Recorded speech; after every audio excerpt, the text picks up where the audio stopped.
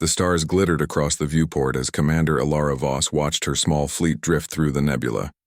The purple and blue clouds of gas gave them cover, but she knew it wouldn't last. Nothing ever lasted when you were running from the Zavaxians. "Status report," she said, her voice tired after 3 days without proper sleep. Her second-in-command, a tall reptilian Nixtar named Kelvor, handed her a tablet.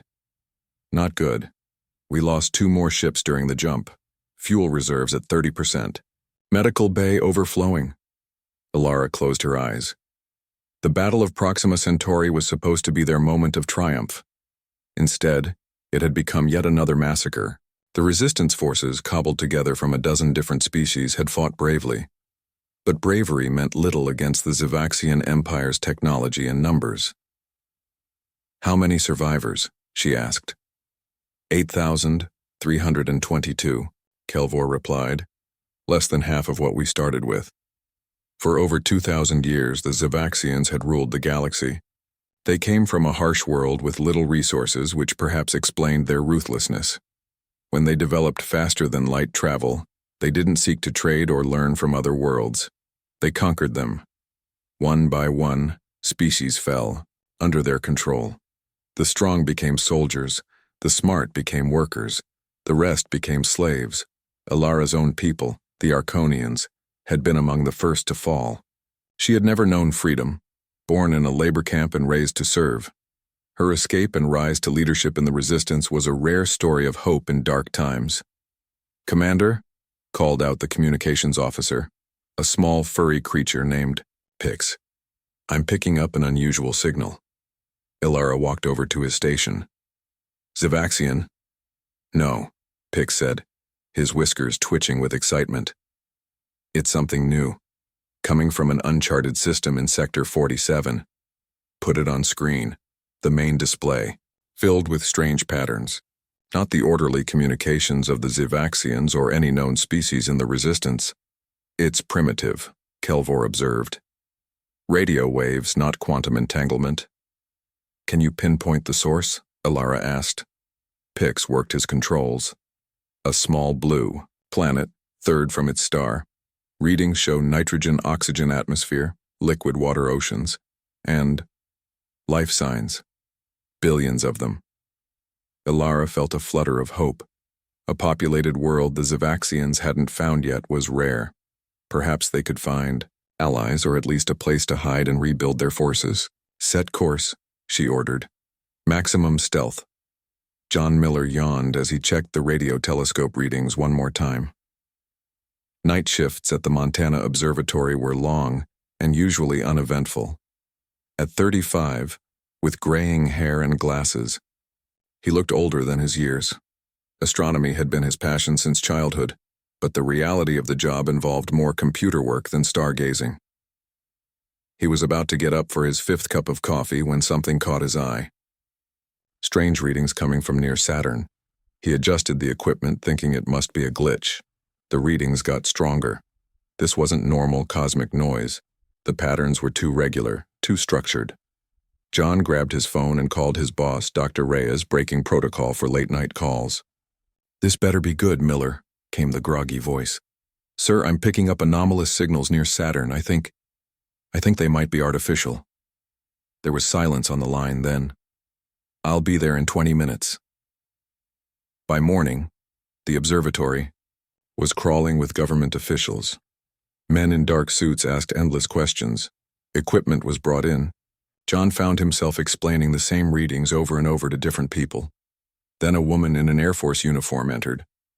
The room fell silent. "I'm Admiral Frank Carter," she said, her short gray hair and stern face matching her no-nonsense tone. "Mr. Miller, I need you to explain exactly what you found." John swallowed hard. "The readings suggest multiple large objects moving at impossible speeds near Saturn. They appeared to be engaged in some kind of, well, if I didn't know, better I'd say it was a battle." Admiral Carter didn't look surprised. "What you detected was classified, national security. You'll be briefed further, but first," she was interrupted by a young officer rushing in. "Admiral, we have a situation in Arizona. One of the objects is heading toward Earth." The room erupted in controlled chaos as Admiral Carter barked orders. John found himself being escorted to a helicopter, still trying to process that his discovery might be actual aliens. The Arizona desert shimmered with heat as a line of military vehicles approached the crash site. The object had come down hard, leaving a half-mile trench of scorched earth. It wasn't large, about the size of a bus, but it clearly wasn't human-made. Its smooth silver surface had no visible seams or windows. Admiral Carter stood beside Dr. Lisa Bennett, the government's top xenolinguist. Despite never having met an actual alien, Lisa had spent her career studying theoretical alien communication strategies. "Any radiation?" Carter asked a nearby technician. "Negative, ma'am, but we're getting life signs from inside." Lisa's heart raced. After years of theorizing, she might finally have a chance to test her ideas. "Movement!" shouted a soldier, raising his weapon. A section of the ship's hull seemed to melt away, forming an opening. Everyone tensed. From the darkness emerged a figure. It stood upright on two legs but was clearly not human. Its skin was pale blue with faint luminescent patterns. Large almond-shaped eyes blinked against the sunlight. It wore what appeared to be a damaged uniform of some kind. The alien took 3 steps forward, then collapsed onto the desert sand. Medical teams rushed forward, overcoming their initial shock. Lisa followed closely behind. The alien was breathing, but clearly injured. Its eyes fluttered open, focusing on Lisa. Then, to everyone's shock, it spoke in broken English. "Humans, listen. Danger comes." Its voice was raspy but understandable. "I am Krell, diplomat of Centauri Resistance. Zivaxians. They know of Earth now. They will come." "Who are the Zivaxians?" Admiral Carter asked, stepping forward. "Rulers. Tyrants. Have enslaved many worlds. Your signals. They detected them. Please. Must prepare." Lisa knelt beside the alien. "How do you know our language?" "Monitored. Your broadcasts. For years. Learned." Krell winced in pain. "No time. Zivaxian Advance Fleet. 3 lunar cycles." The alien grabbed Lisa's arm with surprising strength. "You must fight, or you will serve." As medical teams stabilized the alien for transport, Admiral Carter pulled Lisa aside. "Get everything you can from our visitor. If what it says is true, we need to inform the president immediately." She looked up at the sky, now taking on the orange hue of sunset. 3 lunar cycles. That gives us about 3 months to prepare for an alien invasion. Lisa nodded, her mind racing with questions. How would humanity react to this news? Could they possibly defend themselves against an advanced civilization that had conquered much of the galaxy? As the alien was loaded into a secure medical transport, Lisa caught its gaze one more time. In those strange eyes, she saw something unexpected. Hope. This alien, this Krell, had come to Earth not just with a warning but with a belief that humans might somehow succeed where others had failed. Lisa didn't know if such hope was justified, but as the stars began to appear in the darkening sky, she made a silent promise to do everything she could to prove Krell right. 2 weeks after the crash landing, the world had changed. Governments across the globe shared information about the alien threat for the first time in human history. Old enemies put aside their differences. The United Nations meeting hall was packed as leaders formed the Earth Defense Coalition. Dr. Lisa Bennett stood before a room of military officials from 27 countries. Behind her was a screen showing images of Krell, who was recovering in a special medical facility. "Krell's physiology is similar to ours in basic ways," Lisa explained. "They breathe oxygen, have a circulatory system, and can digest some Earth foods. But their brain structure is quite different." Admiral Carter sat in the front row, her face serious. "What about their technology? Can we replicate any of it?" "Our engineers are studying the ship," Lisa said. "But it's like giving a steam engine to people who've just discovered fire. The materials alone are beyond our understanding." A Russian general raised his hand. "This resistance that Krell speaks of, can they help us?" Lisa hesitated. Krell's fleet was nearly destroyed. They're in hiding with limited resources. They're looking to us for help as much as we're looking to them. The room fell silent. Earth stood alone against an enemy that had conquered hundreds of worlds. Admiral Carter stood up. We need to accelerate our defense preparations. Dr. Bennett, continue working with Krell. Learn everything you can about Zavaxian tactics, weaknesses, anything that might help us. As the meeting ended, Lisa checked her phone. A message from the medical team. Krell was asking for her. At the secure facility, Krell sat up in a specially designed bed. His blue skin had regained some of its natural glow, and the luminescent patterns pulsed with stronger light. Dr. Bennett, he said, his English much improved. Thank you for coming. Lisa sat beside him. How are you feeling? Better. Your medical team is skilled. Krell tilted his head. But I sense fear in this place. Your people are afraid. Wouldn't your people be afraid if they faced a superior enemy? Lisa asked. Krell's patterns flickered. My people were afraid. That's why we fell so easily. The Zavaxians use fear as a weapon. They want you terrified before they arrive. Lisa thought for a moment. What makes the Zavaxians so powerful? Is it just their technology? Their technology, yes, but also their unity. They think as one. Every Zavaxian knows their place, follows orders without question. They've been conquering for thousands of years, perfecting their methods. Lisa leaned forward. But they must have weaknesses. Krell's large eyes blinked slowly. They have never faced humans before. Your kind is different. Different how? In my short time here, I've observed something unusual. You adapt quickly. You question everything. You try new approaches when old ones fail. Krell pointed to a chess set that someone had brought him. This game. When I first learned it, I followed the standard openings, the logical moves. But your people, you make unexpected choices, sometimes illogical ones that somehow work. Lisa smiled.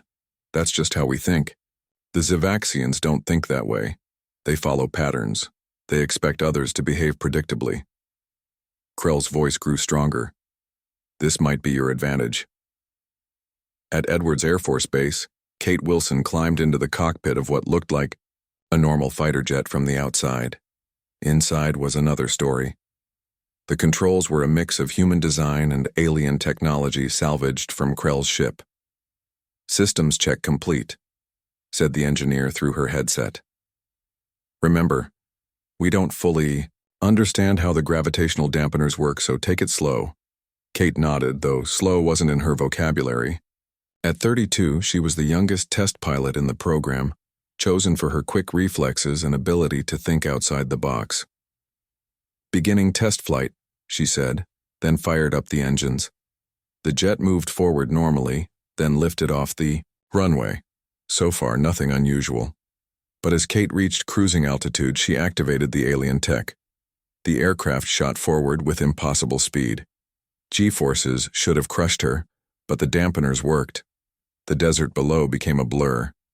Holy shit, she whispered, checking her instruments. She had just broken Mach 3 without breaking a sweat. Wilson, what's your status? Came a concerned voice over the radio. Status is amazing, she replied, banking the craft in a turn that would have torn a normal jet apart. This thing handles like a dream. By the time she landed, Kate knew they had a game changer. Not enough to win a war against the Zavaxians, but enough to surprise them. And surprise, she was learning, might be humanity's best weapon. In Washington, D.C., the president addressed the nation. People gathered around televisions and phones, listening as she explained the situation in carefully measured words.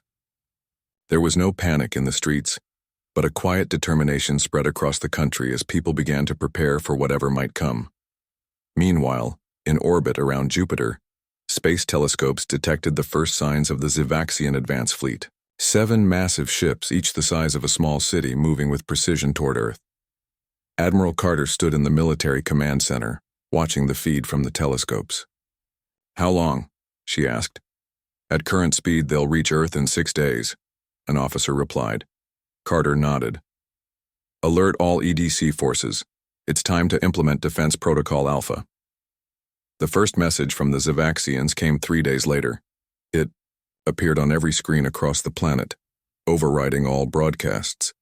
A tall, gray-skinned being with sharp features stared out from the screens. Its eyes were black pools with no visible pupils. People of Earth. I am Grand Admiral Dorak of the Zavaxian Empire. Your world has been added to our domain. Surrender now, and you will be assigned appropriate roles within our society. Resist, and you will be subdued by force. The message repeated in multiple languages, then disappeared. Within an hour, the UN Security Council convened an emergency session. The debate was brief. We will not surrender, the Secretary General announced. We choose to fight. Lisa sat with Krell as they reviewed the Zavaxian message.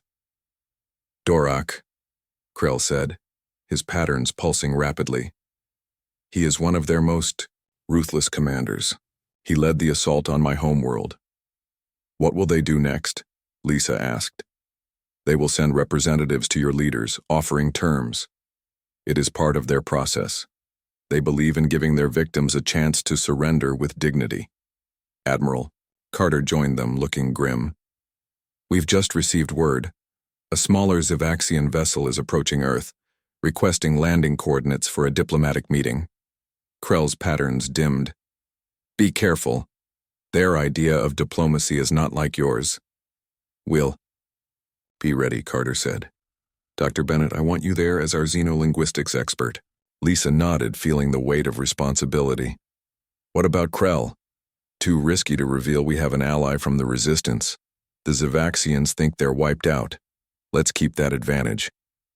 As preparations began for the first face-to-face meeting with the Zavaxian Empire, Lisa couldn't help but wonder if humanity's creativity and adaptability would be enough against an enemy that had conquered countless worlds. But looking at Krell, she saw something she hadn't noticed before, a spark of hope in his alien eyes. Perhaps humans really were different. Perhaps they could do what no other species had managed, stand up to the tyrants of the stars. The diplomatic meeting with the Zavaxians ended in disaster. Their representatives, tall gray beings with emotionless black eyes, had not come to negotiate, but to explain how Earth's surrender would proceed. When Earth's leaders refused, the Zavaxians simply returned to their ship without another word.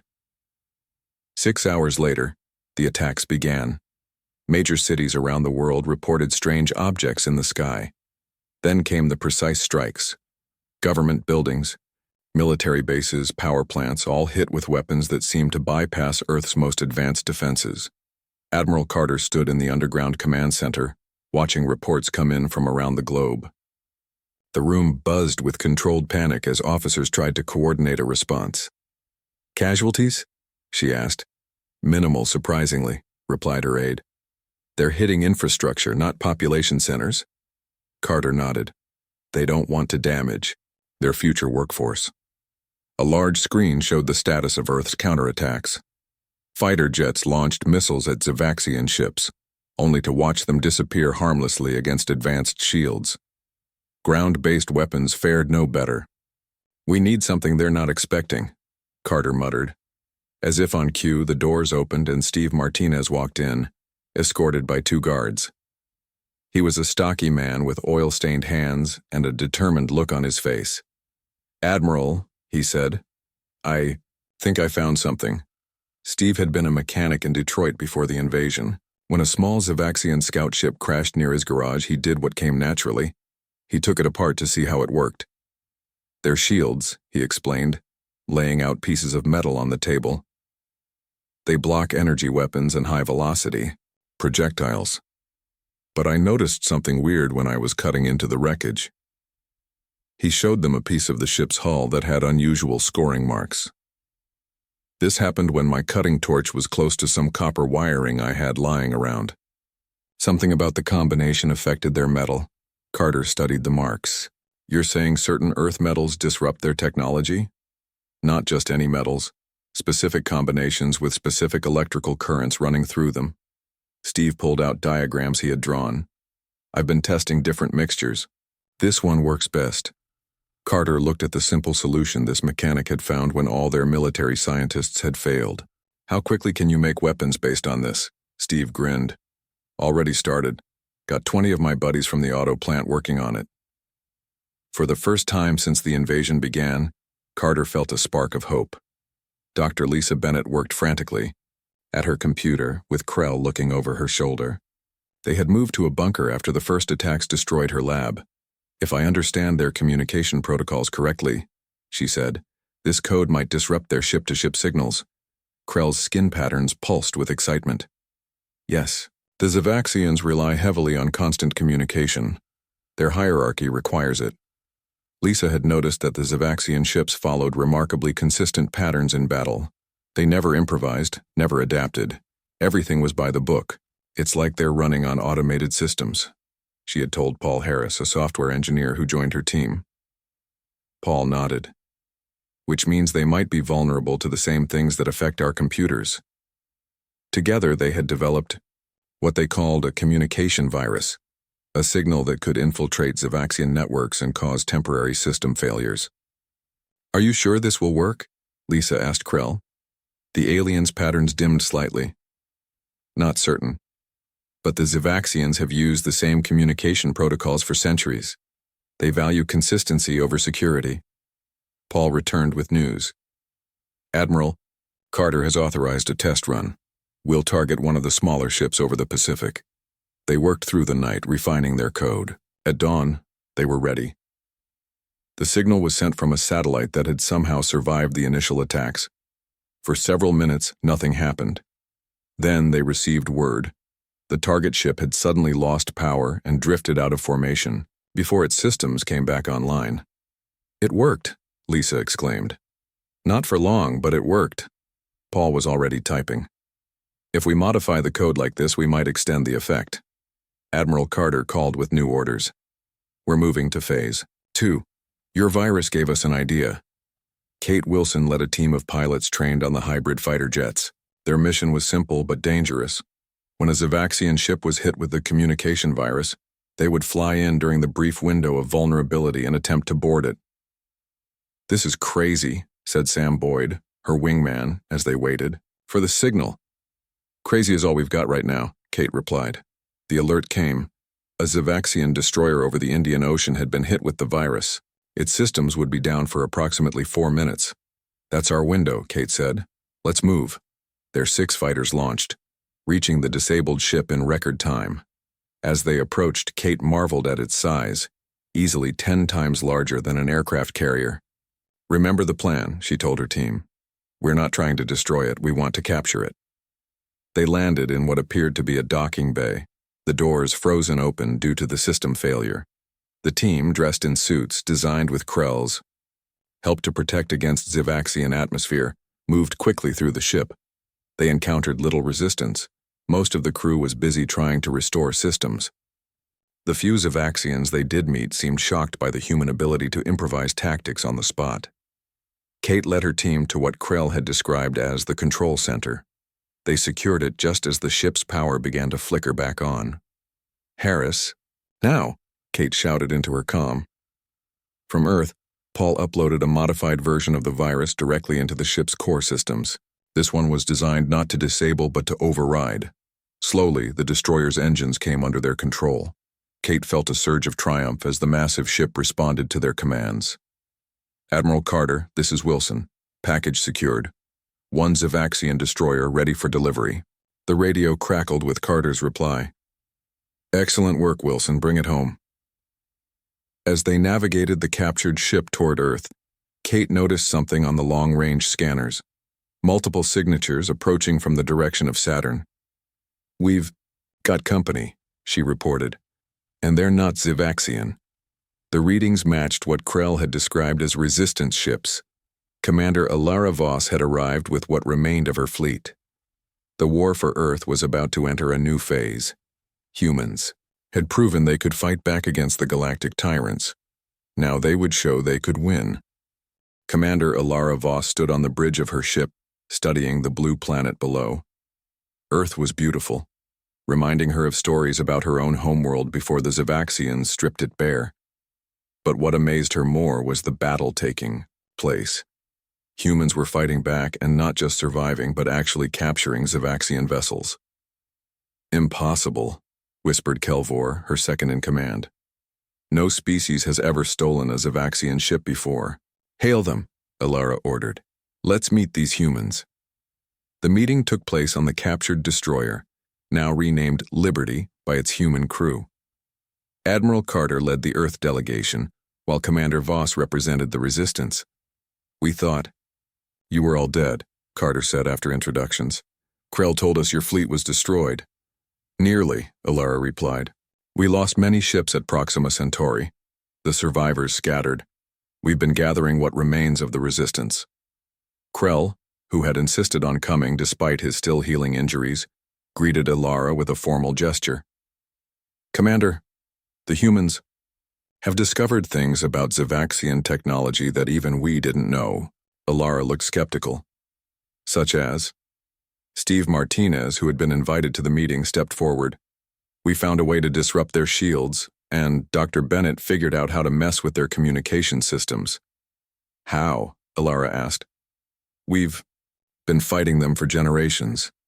Maybe that's the problem, Carter suggested. You've been fighting them their way. We're fighting them our way. Alara considered this. Show me. Over the next week, humans and aliens worked together. Alara shared everything the Resistance knew about Zavaxian weaknesses, while Earth scientists explained their discoveries. John Miller, the astronomer who had first detected the alien signals, made perhaps the most important breakthrough. He had been studying the electromagnetic emissions from Zavaxian ships.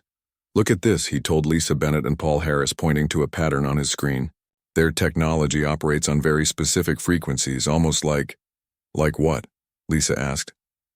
Like they're allergic to certain wavelengths, John replied. When their ships are hit with this particular frequency, their power systems flicker. It's brief, but it happens every time. Paul looked excited.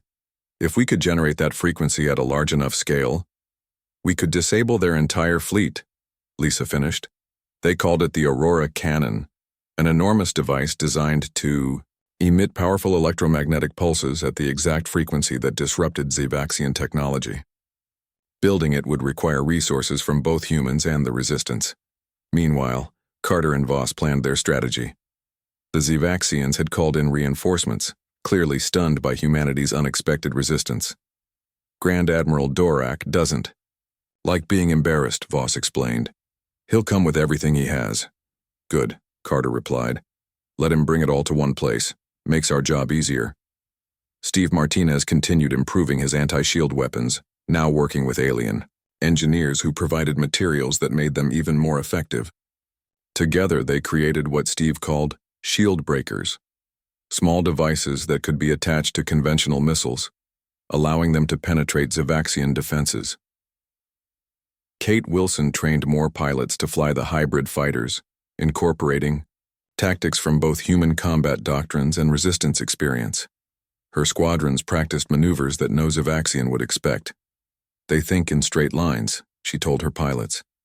We need to think in curves and spirals. Lisa Bennett made another discovery while working with Krell.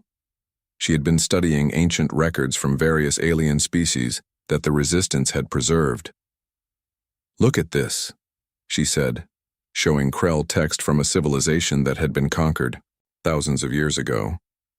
They mention humans. Krell studied the text. Yes, the ancients visited Earth long ago. They found humans primitive but noted something unusual about your genetic structure. What was it? Lisa asked. The text suggests that humans have a unique neural pattern that allows for more creative thinking. Krell pointed to another passage. It's why we were drawn to your world when we detected your signals. There were old stories about Earth about humans being different. Lisa read further. It says humans might be able to use certain technologies in ways their creators never imagined. This led to experiments with captured Zavaxian equipment. To everyone's surprise, human operators could indeed make the alien technology perform in unexpected ways. Where Zavaxians used their weapon systems in programmed, predictable patterns, humans found ways to modify them, combine functions, and create new capabilities. It's like they built these amazing tools but only used them for one thing: Steve remarked after reconfiguring a Zavaxian energy cannon to emit a continuous beam rather than pulses. The combined Earth resistance forces continued to win small victories, but everyone knew the real test was coming. Long-range scans detected a massive Zavaxian fleet approaching, led by Dorak's flagship, the inevitable Dominion. "They're bringing their planet killer," Voss said grimly during a strategy meeting. "Planet killer?" Carter asked. "A weapon capable of rendering a world uninhabitable. They've used it before when a species proved too troublesome." Voss's voice was heavy with memory. "My homeworld was one of them." "The Aurora cannon isn't ready yet," John Miller reported. "We need more time."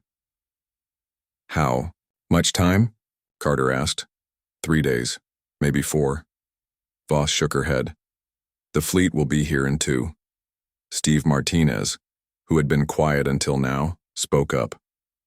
"What if we slow them down? Give us more time?" "How?" Voss asked. "We've captured 5 of their ships now. What if we use them to hit the approaching fleet? Not to win, just to delay." Carter nodded. "A holding action, volunteers only." Kate Wilson was the first to raise her hand. "I'll lead it." The mission was dangerous but simple. Take the captured Zavaxian vessels, hit the approaching fleet with everything they had, then retreat before they could be destroyed. Just enough to force Dorak to stop and reassess. As Kate prepared her team, she received an unexpected visitor. Commander Voss. "You know this is suicide," Voss said bluntly. Kate checked her equipment. "No, it's a calculated risk. We'll hit them hard, then jump out before they can respond. Dorak is not like other Zavaxians. He adapts. That's why he's their best commander." "Then we'll have to adapt faster," Kate replied. "That's what we do." Voss studied the human pilot. "Your species is strange. You know you're outmatched, yet you still believe you can win." Kate smiled. "That's not strange. That's human." The small fleet of captured ships departed Earth orbit, heading toward the approaching Zavaxian armada. Behind them, the Aurora cannon was being built at a frantic pace. The planet's fate would depend on which arrived first, the cannon's completion or Dorak's revenge. Kate Wilson's delaying mission worked better than anyone expected. Her small fleet of captured ships struck the Zavaxian armada from unexpected angles, using tactics no Zavaxian commander would consider. They targeted communication arrays rather than weapons, creating confusion in the highly coordinated enemy fleet. When Dorak ordered his ships to form a defensive pattern, Kate's team was already gone, jumping to another position to strike again. The Zavaxian advance slowed to a crawl as they constantly had to regroup and repair. "They're buying us time," John Miller said as he worked on the final calibrations for the Aurora cannon. The massive device now stood on a platform in Earth orbit, assembled from parts scavenged from both human and alien technology. Admiral Carter watched from the command center as reports came in. "How much longer?" 6 hours, John replied. "Maybe 5 if everything goes perfectly." Carter nodded. "Wilson's team has given us that, let's not waste it." On Earth below, people watched the skies with a mixture of fear and hope. The initial panic had faded, replaced by a grim determination. Humans had always been good at facing impossible odds. On the bridge of the inevitable Dominion, Grand Admiral Dorak's patience was wearing thin. His black eyes narrowed as another report of damaged communications came in. "This is unacceptable," he said, his voice cold.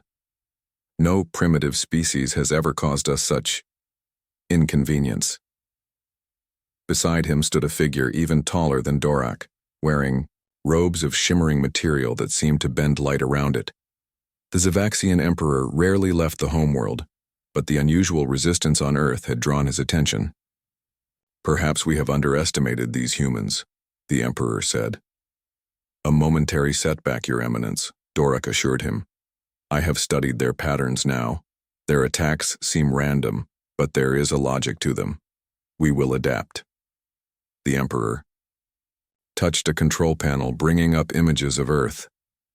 "This world has resources we need. But more importantly, We cannot allow successful resistance. It gives others hope. Understood, Dorak said. I recommend we deploy the planet killer. Andy. This quickly. The Emperor considered for a moment, then nodded. Proceed. Kate's team was running out of tricks. 2 of their 5 ships had been badly damaged, and the Zavaxians were starting to anticipate their moves. They're learning, she told her crew. Time for our final run. Her plan was simple but dangerous, a direct attack on Dorak's flagship. Not to destroy it, but to distract it from what was happening near Earth. As they approached the massive ship, Kate saw something that made her blood run cold. A large section of the flagship was opening, revealing what could only be the planet killer Weapon Voss had warned about. Change of plans, she radioed to her team. We need to disable that weapon at all costs. On Earth, the Aurora cannon was finally ready. John Miller checked the settings one last time. It's now or never, he told Admiral Carter. But we need a clear shot at their flagship. Carter looked at the tactical display where Kate's team was engaged in a desperate battle near the inevitable Dominion. Wilson, report, she called. Kate's voice came through, broken by static. They're powering up something big, Admiral. Some kind of main weapon. We're trying to damage it, but their defenses are too strong. Hold them off as long as you can, Carter ordered. The Aurora cannon is ready. Commander Voss joined them, studying the display. The planet killer takes time to charge. If you can hit them before it's fully powered. Understood, Carter said. Then to John. Target their flagship and fire when ready. Kate saw the message come through. The Aurora cannon was ready to fire. Her team just needed to survive long, enough for it to work. All ships defensive positions, she ordered. We need to stay alive for 5 more minutes, her pilots responded, forming a loose shield between the planet killer and Earth. They were outnumbered and outgunned, but they had one advantage: unpredictability. One by one, Kate's ships were hit. Systems failed, hulls breached, but they refused to retreat. On her command screen, Kate watched the countdown from Earth. 3 minutes until the Aurora cannon fired. A direct hit rocked her ship, knocking out engines. They were dead in space, drifting toward the Zavaxian flagship. Perfect, Kate muttered, and fired the last of their weapons, not at the enemy ships, but at the space around them. The explosions created a cloud of debris, temporarily blocking the planet killer's line of sight to Earth. It wouldn't stop the weapon, but it might confuse its targeting systems for a crucial moment. Now, Carter ordered. John Miller activated the Aurora cannon. The massive device hummed to life, channeling enormous energy into a precisely calibrated electromagnetic pulse. A beam of shimmering blue light shot from the cannon toward the Zavaxian fleet. It wasn't a weapon in the traditional sense. It carried no explosive power, no physical projectile. Instead, it bathed the enemy ships in the exact frequency that disrupted their technology. On the inevitable Dominion, alarms blared as systems began to fail. The charging planet killer stuttered, its energy containment fields fluctuating dangerously. What is happening? The Emperor demanded. Dorak had no answer. Nothing in his experience had prepared him for this kind of attack. With the Zavaxian fleet temporarily disabled, Dr. Lisa Bennett enacted the final part of the plan. Using the communication systems from Krell's ship, amplified by Earth's satellite network, she broadcast a message to every Zavaxian vessel, and beyond, to all corners of the galaxy. Attention all species under Zavaxian control. This is Earth. We have found a way to defeat our oppressors. The Zavaxian technology has weaknesses. Their perfect order can be broken. Join us. Rise up. Together we can end their tyranny. She sent technical details along with the message: how to disrupt Zavaxian shields, how to interfere with their communications, all the discoveries humans had made in their short time fighting the Empire. Across, the galaxy, the message reached ships and planets where enslaved species had lived under Zavaxian rule for generations. On hundreds of worlds, people heard that resistance was possible, that Earth had found a way, and they rose up. Admiral Carter ordered all Earth forces to attack the disabled Zavaxian fleet. With their shields down and systems failing, the once invincible ships were vulnerable. The inevitable Dominion took the worst damage. The half-charged planet-killer weapon became unstable, energy building with nowhere to go. "We must abandon ship," Dorak told the Emperor, breaking every protocol of Zivaxian command. But it was too late. The flagship exploded in a brilliant flash, taking the Emperor, Dorak, and the heart of the Zivaxian command structure with it. Without their leaders, without their perfect coordination, the remaining ships fell into disarray. Some fought on, but others began to retreat. Kate Wilson, having escaped her crippled ship in a survival pod, watched through a small viewport as the Zivaxian fleet, the terror of the galaxy for thousands of years, began to break apart. 6 months. Later, representatives from dozens of formerly enslaved species gathered on Earth. The Galactic Cooperative was formed, with Earth taking a prominent but equal role alongside other free worlds. Commander Voss, now leading the rebuilding efforts, on her homeworld raised a glass in toast. "To the humans who taught us all that tyranny is not inevitable," Admiral Carter smiled. "To working together as equals. No more galactic tyrants." As the celebration continued, Lisa Bennett found Krell looking out a window at the stars. "What are you thinking?" she asked. "That the galaxy is lucky humans decided to step in," he replied. "Your species sees possibilities where others see only limitations." Lisa looked up at the night sky, now filled with friendly ships from across the galaxy. "That's just who we are. We never accept that something is impossible until we've tried it ourselves." Krell's skin patterns glowed brightly. "A very human quality, and one the galaxy desperately needed."